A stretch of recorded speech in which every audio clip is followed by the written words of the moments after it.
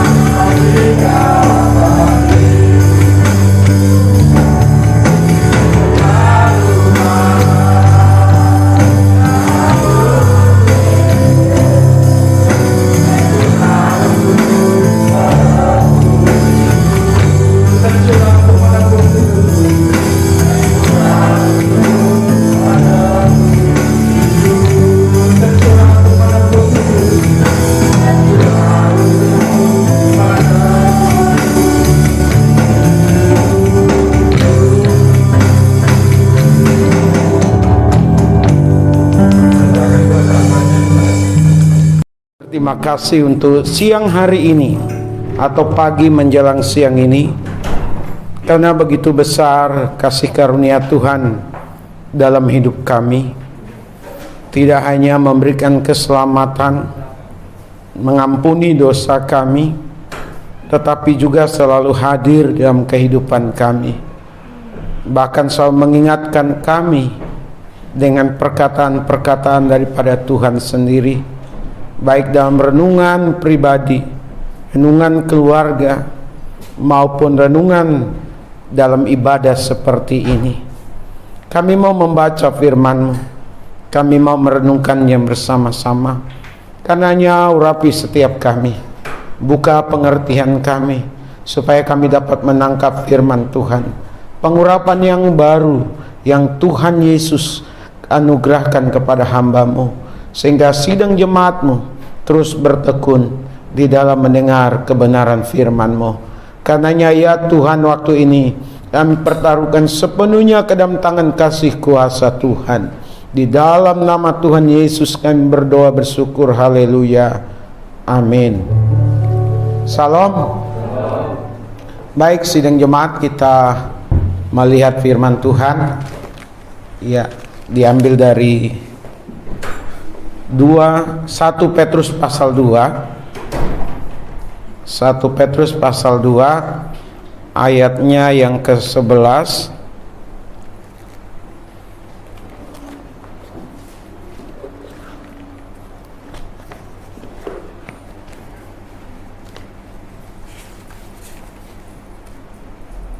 Sampai ayat yang ke-17. 1 Petrus pasal yang kedua ayat 11 sampai ayat 17. Jika sidang jemaat sudah menemukan, kita akan membaca dengan bergantian. 1 Petrus pasal 2 ayat 11 sampai 17 dengan perikop peringatan untuk hidup sebagai hamba Allah. Saya akan memulai. Saudara-saudaraku yang kekasih, aku menasihati kamu supaya sebagai pendatang dan perantau, kamu menjauhkan diri dari keinginan-keinginan daging yang berjuang melawan jiwa.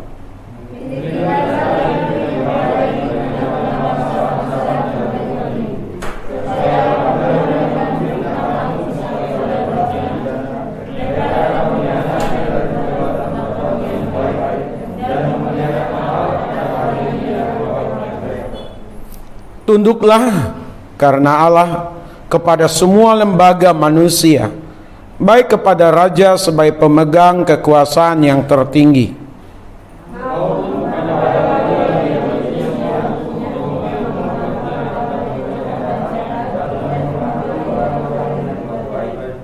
sebab inilah kehendak Allah, yaitu supaya dengan berbuat baik kamu membungkam kepicikan orang-orang yang bodoh.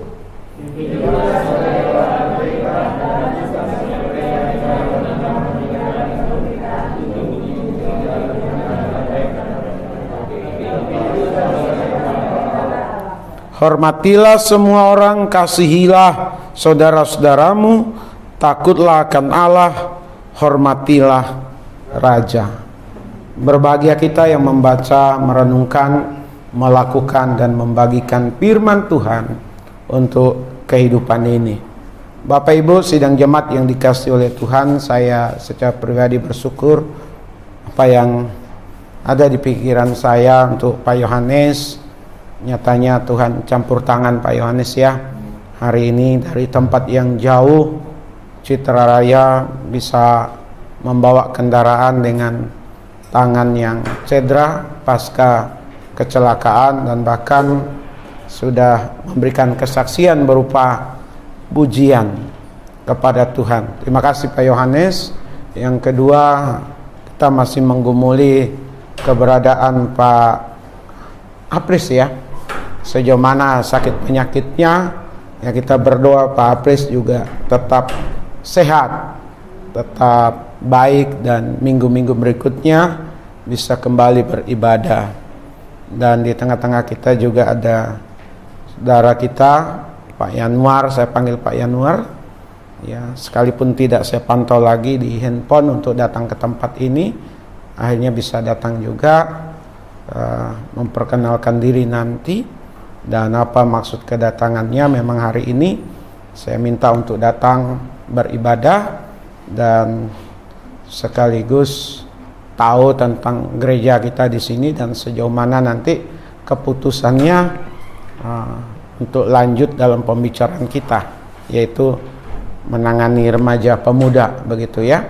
Baik, sidang jemaat yang dikasihi oleh Tuhan, kita tadi sudah membaca bersama-sama tentang tulisan Rasul Petrus di dalam 1 Petrus 2 ayat 11 sampai ayatnya yang ke-17, yang dimana Petrus mengingatkan kepada orang-orang Yahudi yang Kristen, atau mungkin juga kepada orang-orang yang bukan Yahudi tetapi mereka sudah menjadi orang Kristen dan tinggal tercabut dari kampung halamannya, dari wilayahnya, untuk bisa hidup di tengah-tengah komunitas yang berbeda sama sekali, supaya kehidupan mereka menjadi baik dan tetap baik, aman, nyaman, sekalipun mereka orang asing di tengah-tengah kehidupan yang mereka jalani, termasuk kita ya yang ada pada masa kini.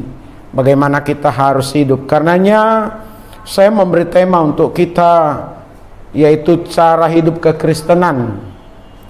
Cara hidup kekristenan dalam konteks bacaan kita. Bapak Ibu sidang jemaat yang dikasihi oleh Tuhan, tentu saja orang Kristen, pengikut Kristus harus memiliki cara hidup yang berbeda. Hidup yang tidak sama lagi seperti dulu dia hidup sebelum percaya kepada Yesus. Orang Kristen harus memiliki cara hidup yang benar, yang tidak sama lagi dengan orang-orang yang ada di sekitarnya. Dan orang Kristen dituntut untuk memiliki cara-cara hidup yang lebih baik, supaya keberadaannya baik, bisa menjadi saksi, bisa menjadi kepanjangan tangan Tuhan di tengah-tengah masyarakat. Dan lebih lagi, akhirnya melalui kehidupan orang Kristen, nama Tuhan dipuji, dipermuliakan. Amin. Termasuk kita yang ada di sini. Oleh karenanya, yang pertama, dalam hal cara hidup kekristenan, yang pertama memiliki cara hidup yang baik. Hal ini dapat kita perhatikan di ayat 11 sampai 12, kemudian di ayat 15 dan ayat yang ke-17. Saya akan membacakan ayat 11 sampai 12, saya ulang ayat 15 dan 17. Saudara-saudaraku yang kekasih, aku menasihati kamu supaya sebagai pendatang dan perantau, kamu menjauhkan diri dari keinginan-keinginan daging yang berjuang melawan jiwa. Milikilah cara hidup yang baik di tengah-tengah bangsa-bangsa bukan Yahudi, supaya apabila mereka memfitnah kamu sebagai orang durjana, mereka dapat melihatnya dari perbuatan-perbuatanmu yang baik dan memuliakan Allah pada hari Ia melawat mereka. Ayat 15. Sebab inilah kehendak Allah, yaitu supaya dengan berbuat baik kamu membungkamkan kepicikan orang-orang yang bodoh.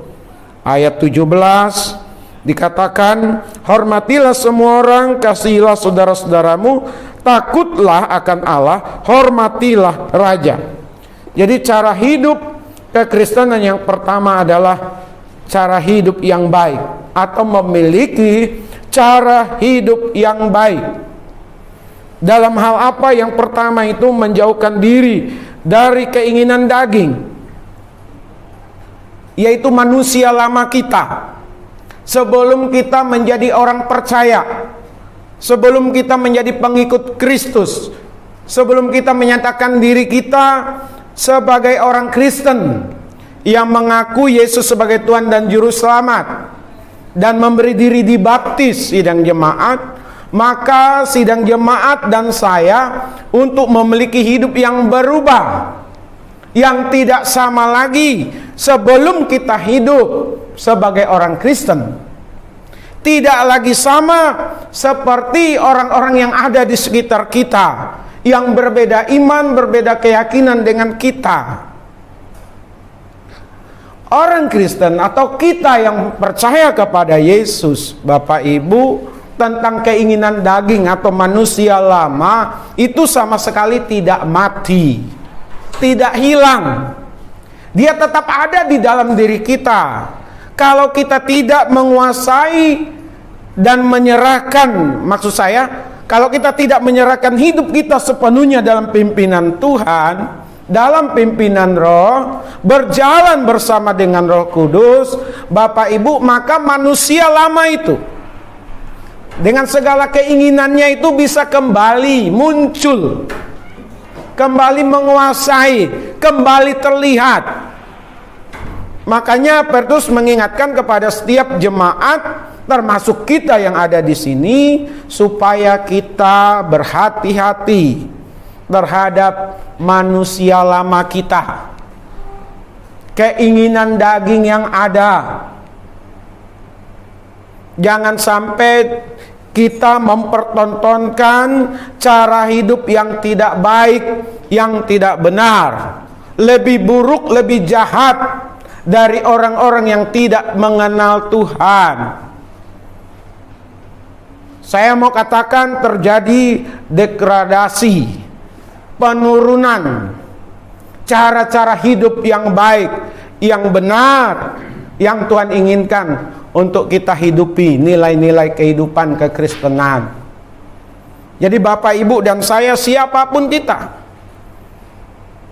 punya jabatan atau tidak di gereja, punya gelar atau tidak dalam hal teologi, yang anak-anak, muda, remaja, pemuda, hingga kita orang dewasa, orang tua, untuk berhati-hati terhadap keinginan daging.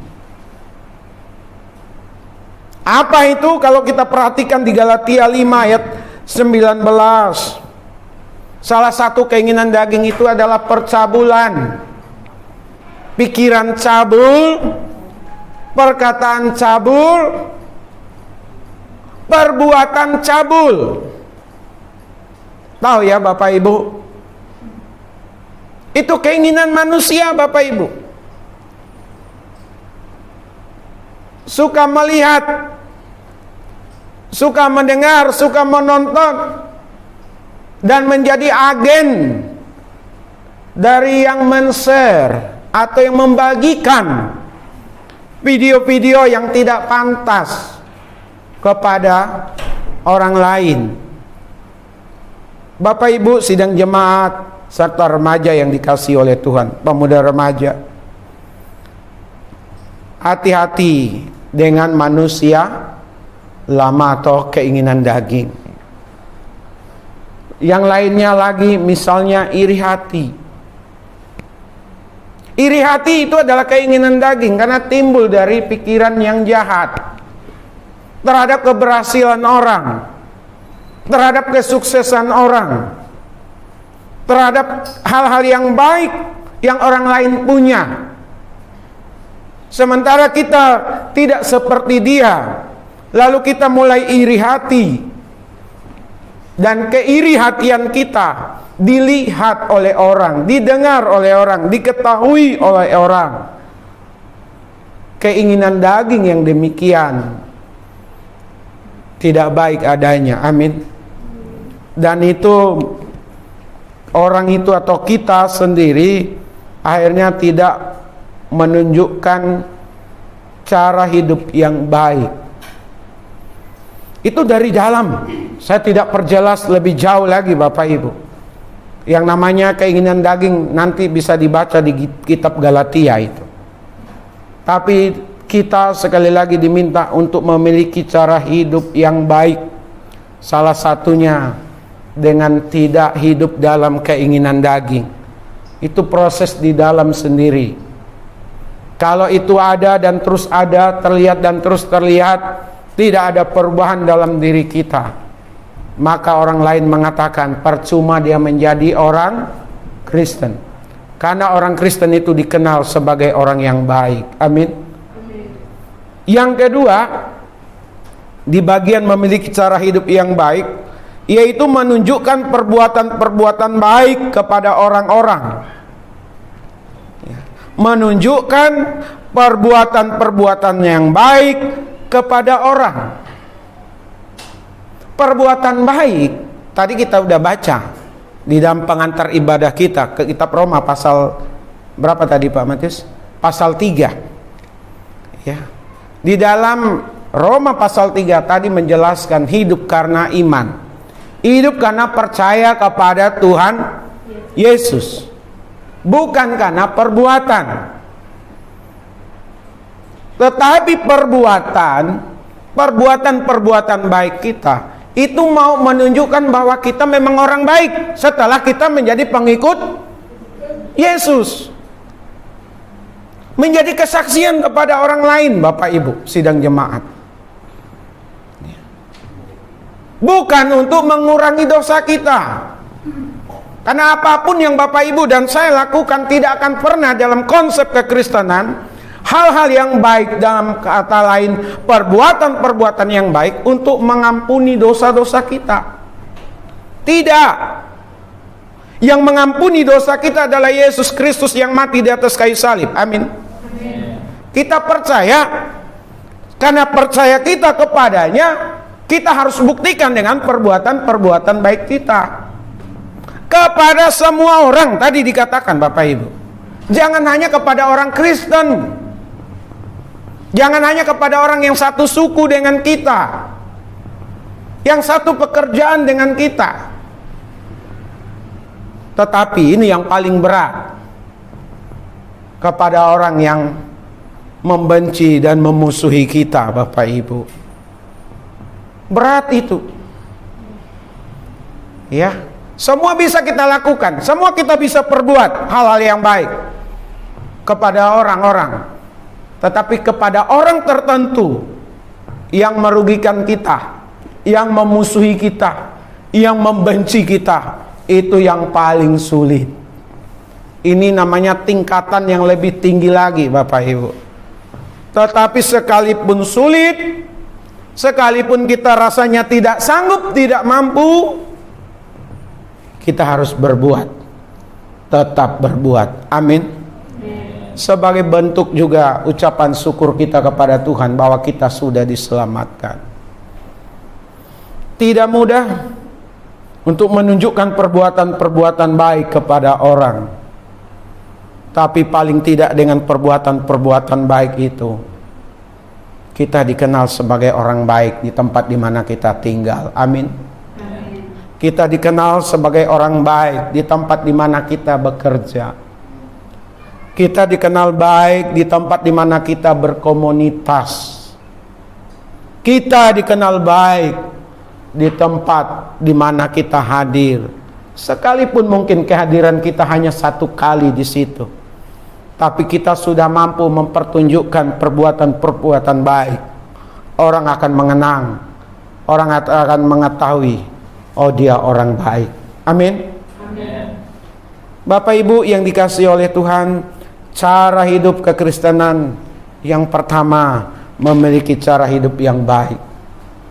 Menguasai diri, mengendalikan segala sesuatunya yang bertentangan dengan keinginan-keinginan yang salah, yaitu dengan kita berserah penuh sepenuhnya kepada Roh Kudus setiap hari, setiap saat, membangun hubungan yang baik dengan Tuhan. Maka manusia lama dengan segala keinginan daging itu tidak akan muncul ke permukaan. Tapi pada saat kita lemah, pada saat kita gagal membangun persekutuan kita dengan Tuhan, maka orang akan melihat, mengetahui kita sebagai orang yang jahat, lebih jahat dari yang lain. Kenapa ada orang-orang Kristen yang akhirnya seperti itu, sidang jemaat? Kenapa? Karena tidak berserah diri. Atau yang kedua, kenapa seperti itu? Dia lupa, seharusnya dia mempertontonkan atau menunjukkan perbuatan-perbuatan yang baik.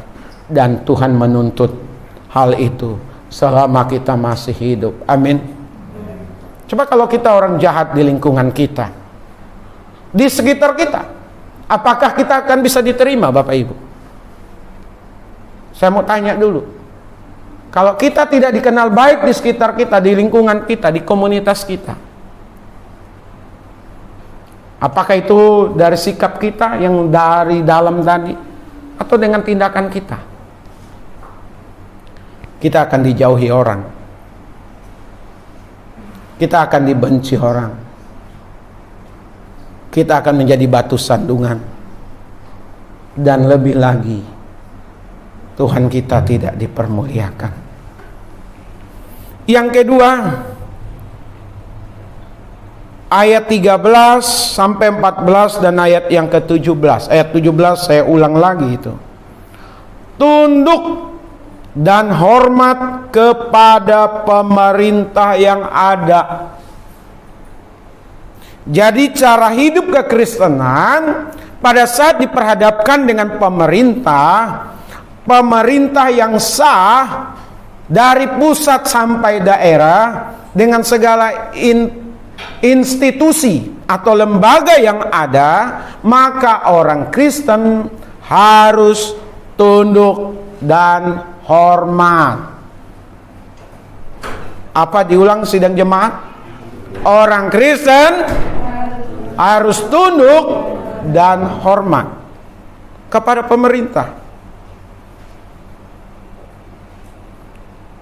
Sekalipun kita memiliki dua kewarganegaraan, warga negara sorga dan warga negara Indonesia. Ke sorga kapan? Nanti. Tapi kita masih ada di Indonesia. Bapak Ibu, dalam sejarahnya, ya, dalam sejarah gereja awalnya dimusuhi oleh negara itu, dibenci oleh negara, dipitnah oleh negara. Awal-awal kekristenan di Roma difitnah, ya, dituduh yang macam-macam, yang bukan-bukan. Tapi setelah gereja diakui dan diterima menjadi agama resmi di Roma, dan segala jajahannya harus memeluk agama Kristen, maka kekristenan itu berkuasa. Lalu setelahnya, ini nanti boleh dilihat lagi sejarah gerejanya, setelahnya gereja menguasai negara, dan lama-lama setelah sadar situasi yang demikian, maka gereja melihat bahwa pemerintah dan gereja itu adalah bersinergi, saling mendukung, saling menghormati, saling menghargai. Gereja tidak boleh melawan pemerintah. Gereja tidak boleh memburuk-burukan pemerintah.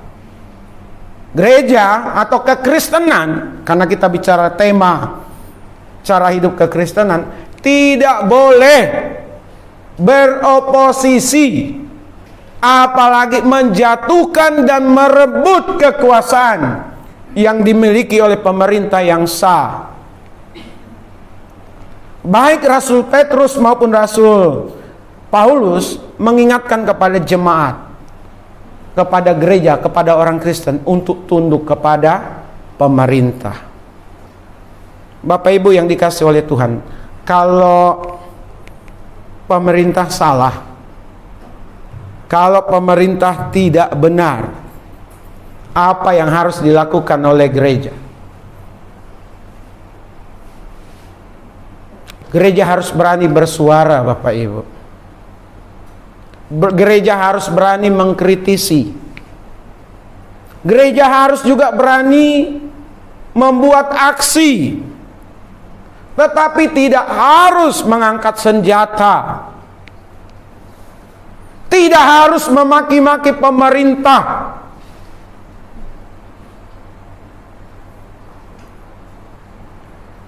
Jerman di zaman Hitler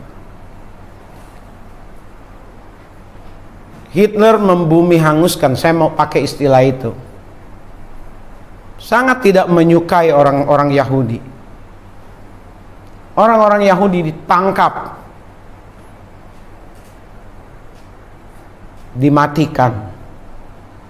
Bukan ratusan orang, bukan ribuan orang lagi, tapi jutaan orang.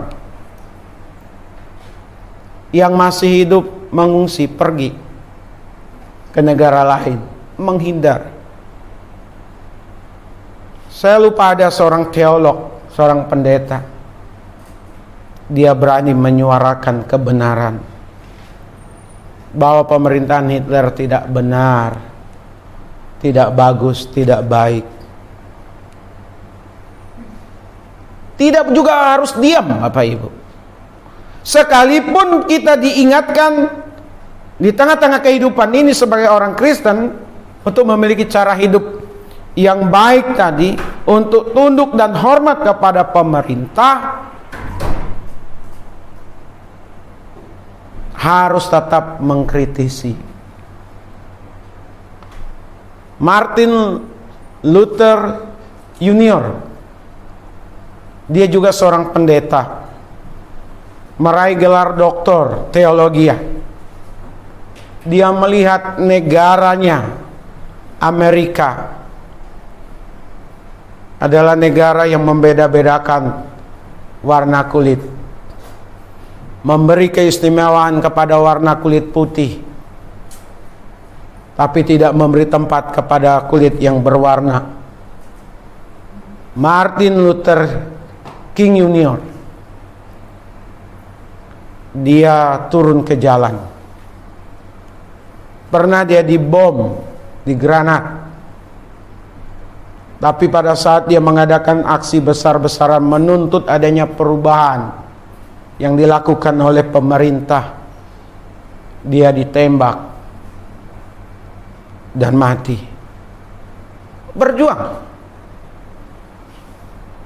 Dan akhirnya setelah sekian lama, mimpinya terwujud dengan dipilihnya Barack Obama menjadi presiden Amerika. Udah puluhan tahun perjuangan itu baru membuahkan hasil.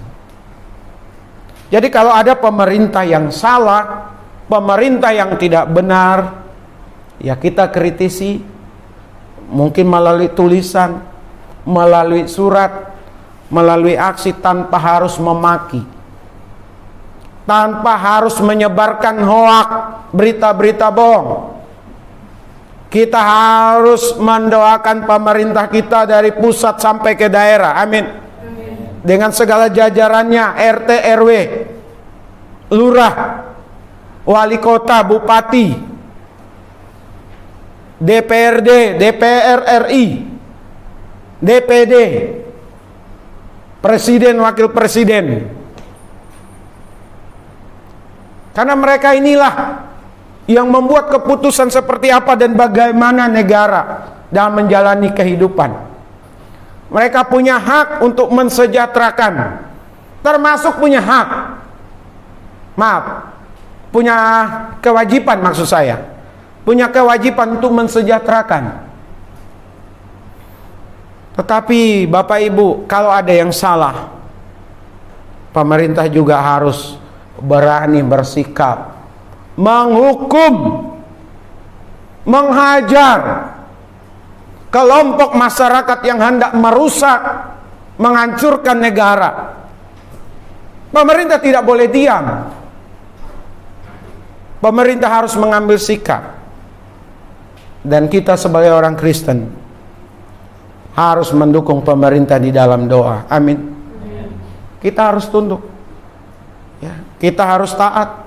Kita harus hormat, karena mereka pemimpin kita. Tanpa ada pemerintahan, negara akan kacau. Tanpa pemerintahan yang kuat, maka kita akan jauh dari kesejahteraan, jauh dari tidur nyenyak, jauh dari makan kenyang, jauh dari rekreasi. Bapak Ibu, kita bersyukur hingga 77 tahun negara kita merdeka, hingga hari ini kita tetap dalam keadaan baik. Amin. Saya berharap kita berdoa bersama-sama. Masih ada 2 tahunan lagi ya, Ini kan tahun 2022, berarti ada 2 tahun lebih, kurang lebih begitu, pemerintahan era Jokowi. Ya, kita berdoa supaya ini tetap baik, tetap berlangsung dalam keadaan baik. Yang kedua, kita berdoa kalaupun akhirnya terpilih pemimpin di dalam pemilu 2024, pemimpin yang baik, amin. Pemimpin yang nasionalis, pemimpin yang tidak membeda-bedakan masyarakat, pemimpin yang tidak hanya duduk di istana, tapi pemimpin yang mau turun ke bawah, yang tidak berjarak dengan rakyatnya. Dan pemimpin yang demikian harus kita doakan, harus kita hormati, harus kita dukung, amin. Yang terakhir, cara hidup kekristenan, tahu akan makna hidup yang merdeka. Di ayatnya yang ke-16 tadi dikatakan demikian. Saya akan bacakan untuk kita sidang jemaat.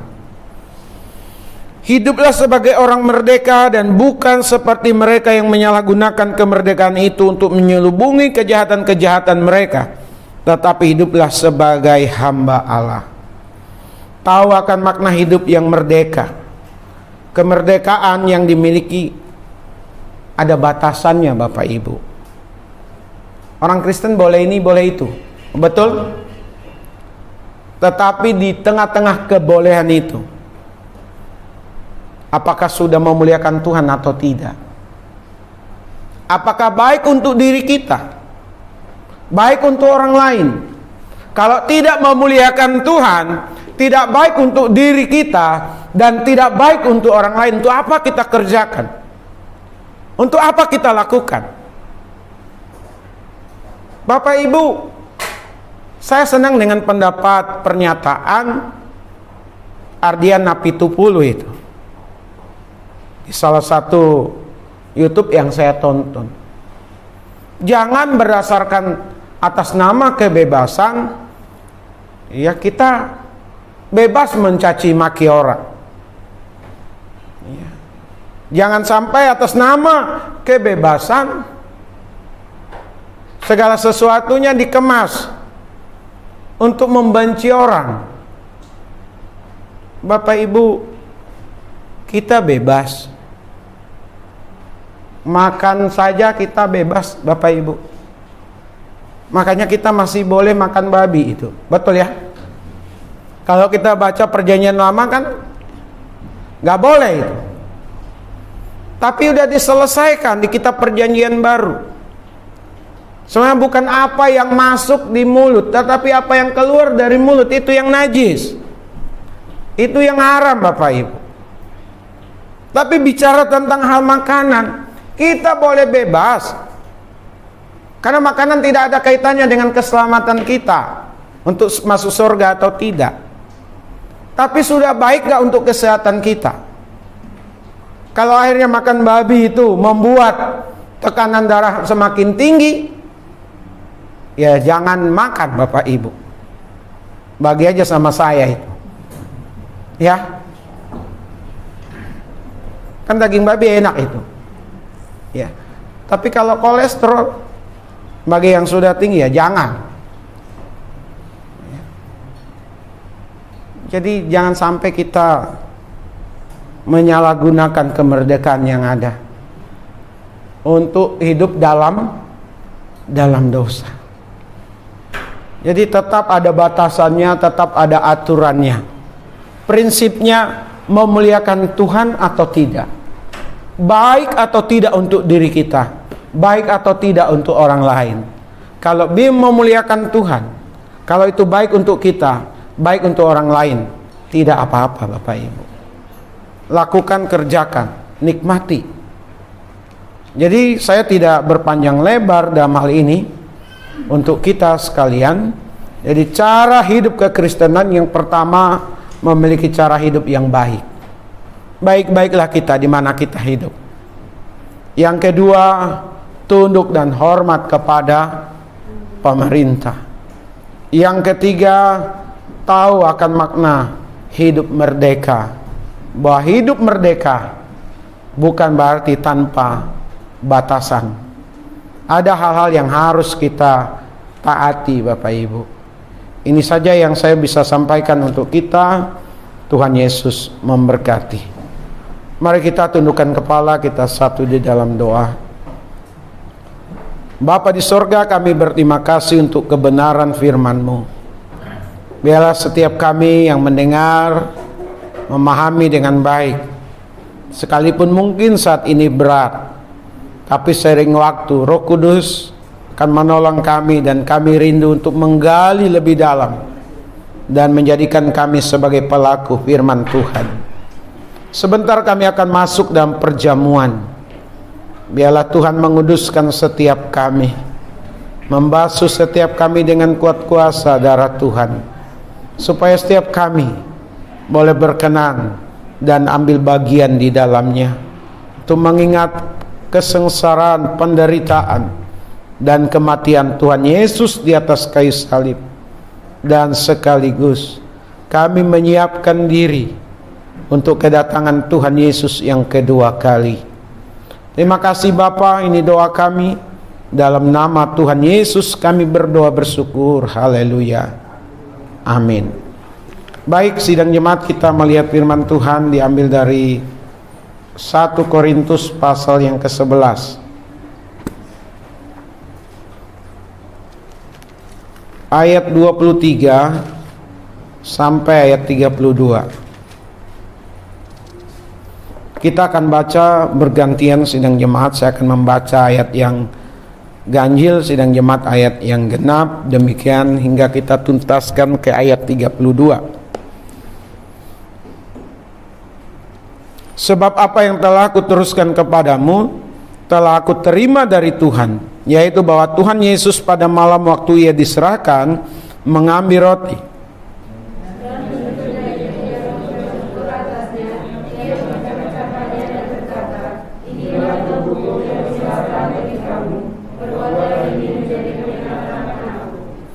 Demikian juga ia mengambil cawan sesudah makan lalu berkata, cawan ini adalah perjanjian baru yang dimeteraikan oleh darahku.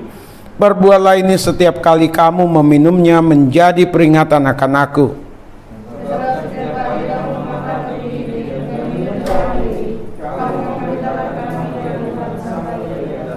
Jadi barang siapa dengan cara yang tidak layak makan roti atau minum cawan Tuhan, ia berdosa terhadap tubuh dan darah Tuhan.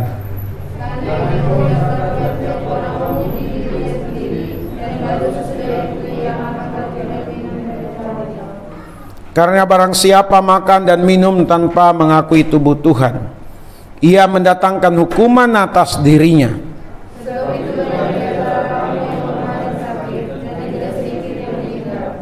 Kalau kita menguji diri kita sendiri, hukuman tidak menimpa kita.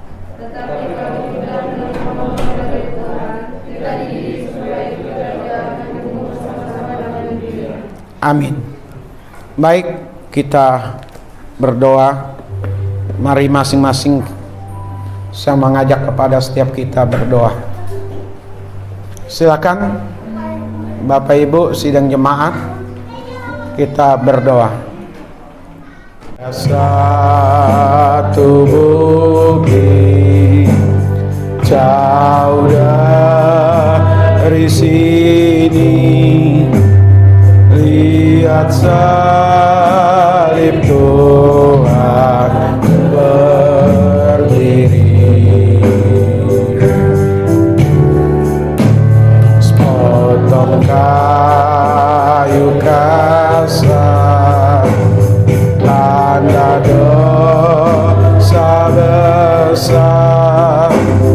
Di sana Tuhanku telah mati.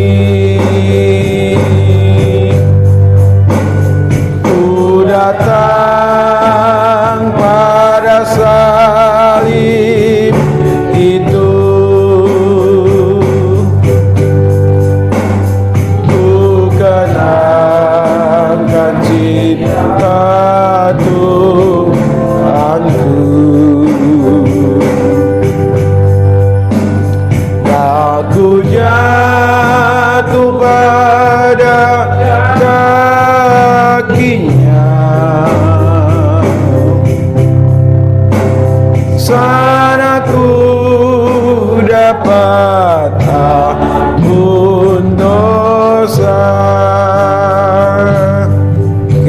sekali lagi. Pada suatu bukit jauh dari sini, lihat salib Tuhan berdiri. Sepotong kayu kasar, tanda dosa besar. Di sana Tuhan duta mati. Ku datang pada salib itu,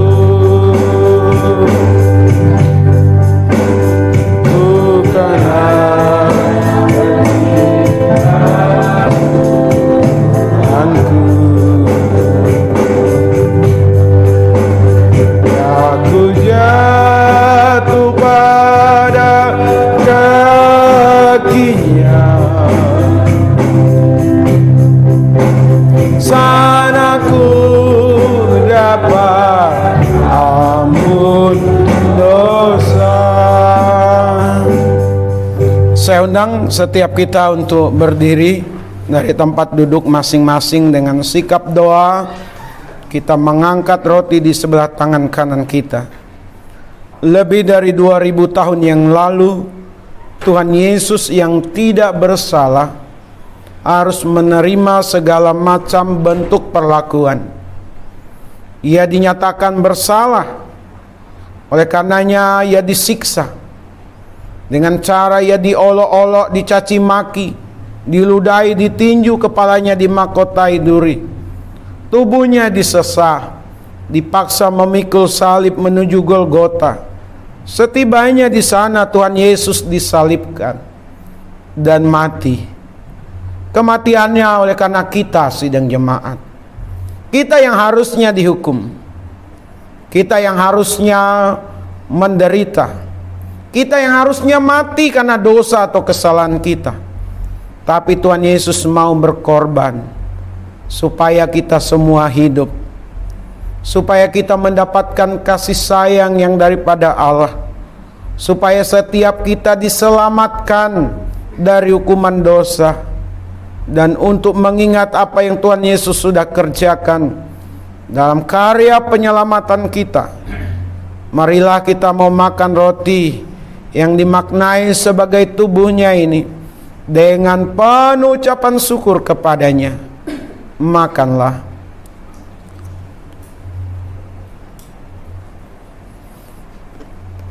Kita angkat air anggur di sebelah tangan kanan kita. Dari kepalanya yang dimahkotai duri, tubuhnya yang disesah, kaki dan tangannya yang dipaku, termasuk lambungnya yang ditusuk. Keluar darah, darah yang menyucikan segala dosa atau kesalahan kita.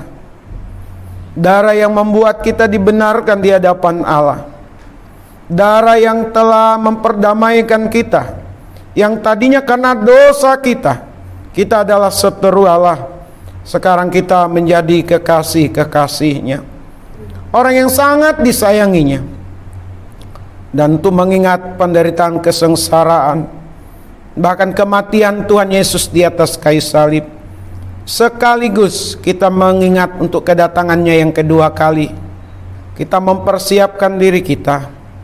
Marilah kita minum air anggur yang dimaknai sebagai darahnya ini dengan penuh ucapan syukur kepadanya. Karenanya minumlah.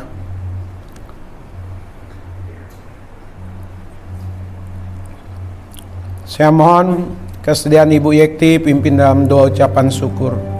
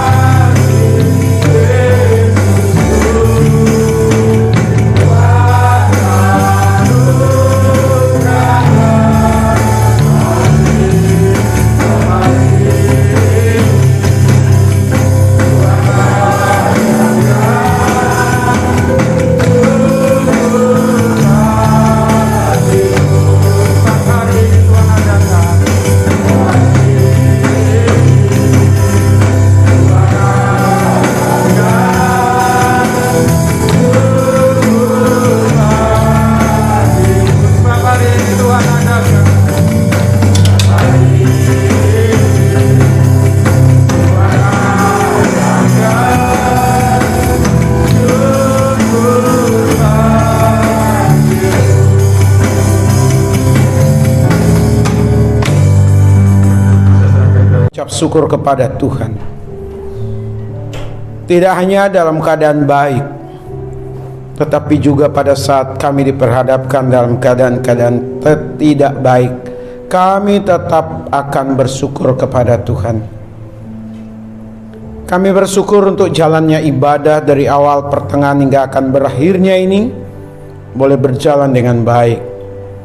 Terima kasih untuk setiap yang terlibat dan melibatkan diri dalam pelayanan. Biar semua dipersembahkan untuk hormat kemuliaan bagi nama Tuhan. Untuk sidang jemaat-Mu yang sudah hadir, biarlah kehadiran mereka berkenan kepada Tuhan.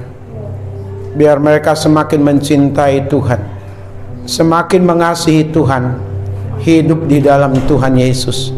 Apapun yang terjadi, Yesus tetap Tuhan dan Juru Selamatnya.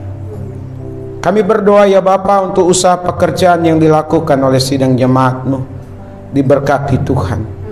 Untuk studi dari remaja, pemuda, dan anak-anak, diberkati Tuhan. Siang, malam, di rumah, di luar rumah, hamba menyerahkan untuk kami semua tetap dalam perlindungan di tangan Tuhan yang kuat.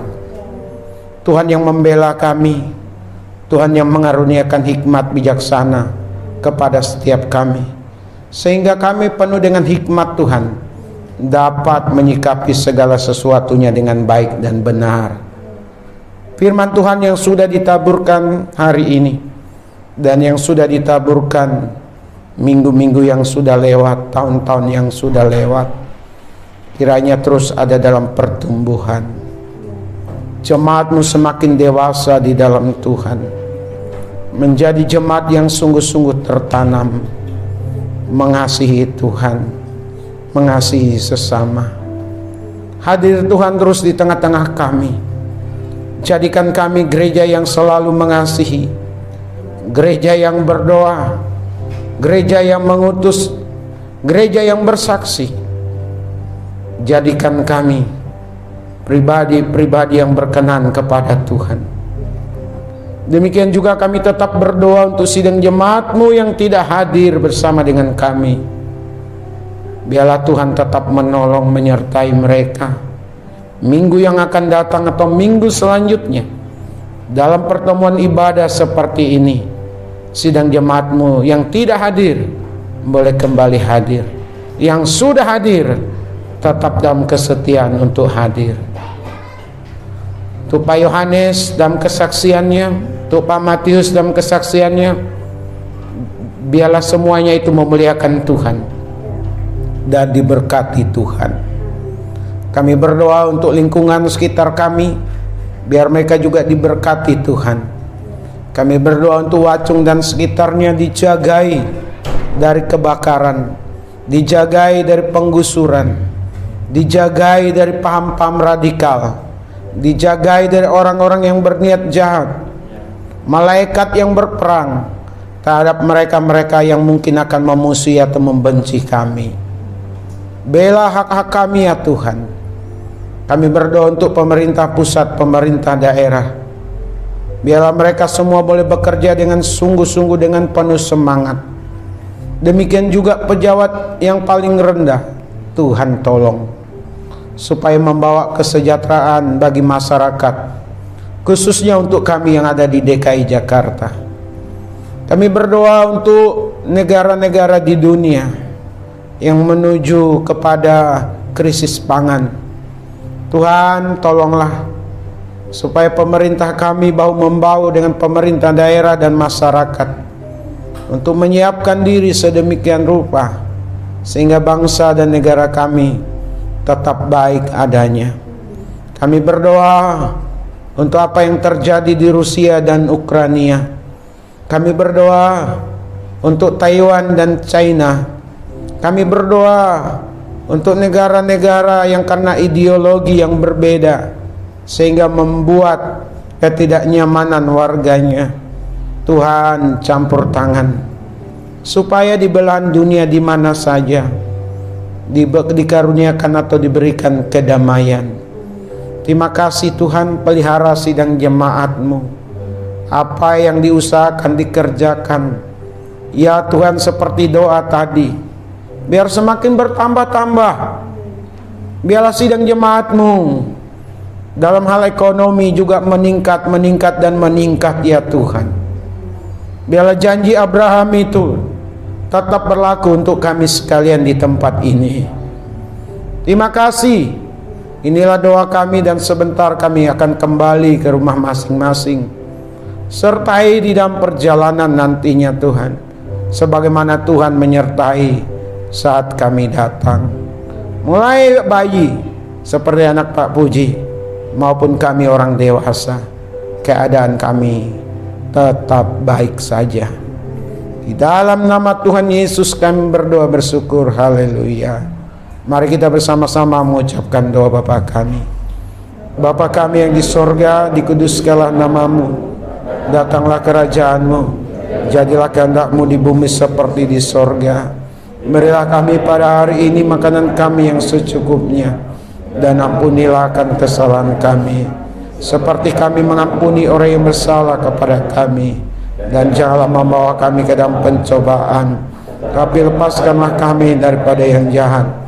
Karena Engkau yang punya kerajaan dan kuasa dan kemuliaan sampai selama-lamanya. Sidang jemaat milik Tuhan, kekasih-kekasih dari Tuhan Yesus, arahkanlah hati dan pikiran kita dan terimalah berkat-Nya. Adapun kasih karunia dari Bapa kita di sorga, damai sukacita di dalam Tuhan Yesus, pimpinan penghiburan pengajaran dari Roh Kudus, menyertai setiap kita hari ini, besok, bahkan sampai selama-lamanya. Amin.